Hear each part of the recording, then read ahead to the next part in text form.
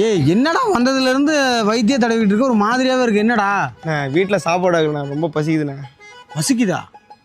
சரி போய் ஒரு சிக்கன் ரைஸ் வாங்கிட்டு வரேன். காசு இல்லைண்ணே. காசெல்லாம் வேணாம், உனக்கு ஒரு சிக்கன் ரைஸ் வந்தால் சரி, நான் வாங்கிட்டு வரேன். வருவாரா வர மாட்டாரு, பசி வேறு ஓவரா இருக்கு. அது வந்துட்டேன், ஏன் போட போகிறா?